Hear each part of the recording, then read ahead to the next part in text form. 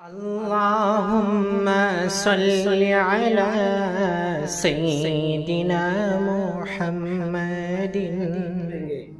ایک لوہار تھا، واقعہ لکھا کتابوں کے اندر، ایک آدمی لوہا، جو آپ دیکھے ہوں گے جہاں کلمی ہوتی ہے، جہاں لوہے کوئی تا ہو، کلہاڑی ہو، کوئی ہتھیار بناتے ہیں، کوئی چیز آلہ زمین کھودنے کا بناتے ہیں، وہاں ایک آگ کی بھٹی ہوتی ہے، اس میں لوہے کو تپایا جاتا ہے، گرم کیا جاتا ہے، اس کے بعد وہ چیزیں اوزار بنایا جاتا ہے۔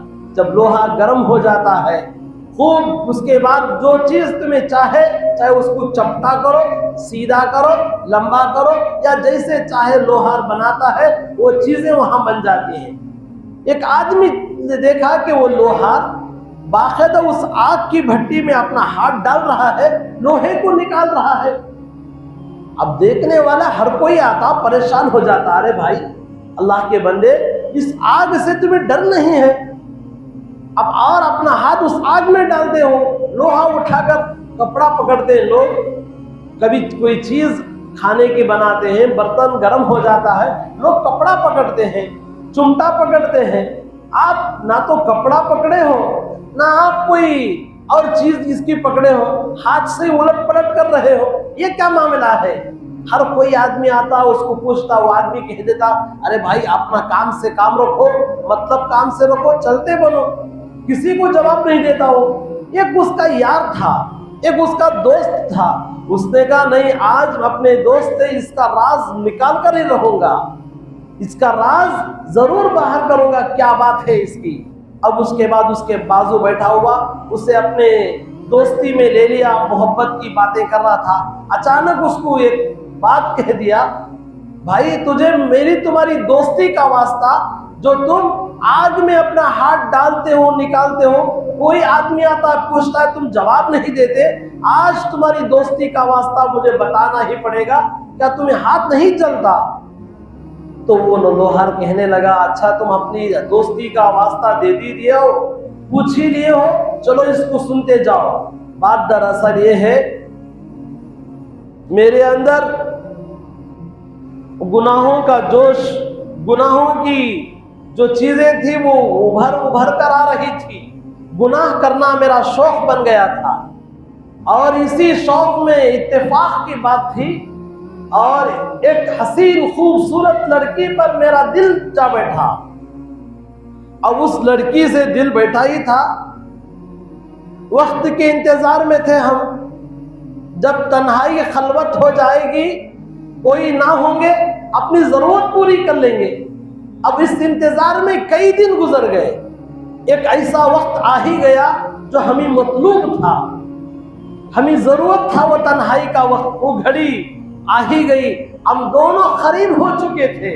اچانک اس لڑکی پر ایسی اور تڑپ، ایسا اس کے اندر کپکپی آ گئی، جیسے کہ ایک طوفان کے اندر کشتی تلملا جاتی ہے، ایک کشتی طوفان کے زد میں آ کر تھر تھراتی ہے، وہ کیفیت اس لڑکی کے اندر میں نے پایا۔ اب بالکل قریب ہو رہا تھا، بات کرنے کا موقع تھا، اور گناہ نافرمانی کا موقع آ چکا تھا، ہاتھ لگا تھا۔ اچانک اس لڑکی کے اندر یہ کپ کپی دیکھ کر میں پیچھے ہٹ گیا، پوچھنے لگا کیا بات ہے، کیوں اتنی ڈری ہوئی ہو، کیوں اتنا سہمی لگتی ہو؟ وہ لڑکی کہنے لگی، دیکھو بھائی جب آپ کے پاس آ ہی گئی ہوں، میں کوئی ایسی ویسی لڑکی نہیں ہوں، میرا کوئی خیال گناہوں کا نہیں ہے، بس میں پریشان ہوں، اس پریشانی میں آپ کے پاس ہاتھ لگ گئی، ورنہ میں آپ کے کیا ہے ہوس کی میں شکار بننا نہیں چاہتی، بھوک سے برداشت کر سکتی ہوں، لیکن آج مجبور ہو گئی ہوں، اس لیے میں آپ کے ہاتھ آ گئی ہوں۔ اتنا کہنا تھا اس کا، اس کی کپ کپی اور اس کی وہ چیزوں کو دیکھ کر اس نے کیا کر دیا، اچھا جاؤ، ایک جملہ اس نے ایک اور زیادہ کہہ دیا، اگر آپ مجھے اس وقت معاف کر دو گے، مجھے چھوڑ دو گے، مجھے امان دے دو گے، دو چیزوں کی دعا دیتی ہوں، ایک خدا نہ تمہیں دنیا میں جلائے، اور خدا تمہیں آخرت میں جلائے، نہ دنیا میں جلائے نہ آخرت میں جلائے، نہ دنیا کی آگ تمہیں کوئی असर करे, न आखिरत की आग तुम्हें कोई असर करे। इतना कहना था, मैंने उसको तो भेज दिया, जो चीजें, जो सामान, जो पैसा, जो कपड़ा था उसके हवाले कर दिया। अब उसके बाद मैं जैसे घर वापस लौटा, वह लौट कर गया, रात भर ये सोच रहा था आखिरकार इसको क्या मजबूरी है पता नहीं, आखिरकार इस औरत को क्या मजबूरी लायक होगी पता नहीं, और यही चीजों में सो ही गया था। रात के काफी देर में एक ख्वाब पड़ा। उस ख्वाब के अंदर एक औरत, जो उस लड़की है, वो लड़की की माँ थी, कई साल पहले मर चुकी थी, ख्वाब में आई, ख्वाब में कह रही है अल्लाह तुझे जज़ाए खैर दे, अल्लाह तुझे बेहतरीन बदला दे, जानवरों जैसा अमल करने वाला था, अल्लाह ने तेरे अंदर वो कैफियत पर दी जिस गुनाह को तू करने बैठा था, उस गुनाह की डर और खौफ अल्लाह ने तेरे सीने में जला दी। याद रख, अल्लाह पाक तुझे दुनिया के अंदर भी आग का असर तुझ पर ना होगा, आखिरत में भी असर ना होगा। जो मेरी बेटी ने दुआएं दी थी खुदा के दरबार में वो कबूल हो चुकी है।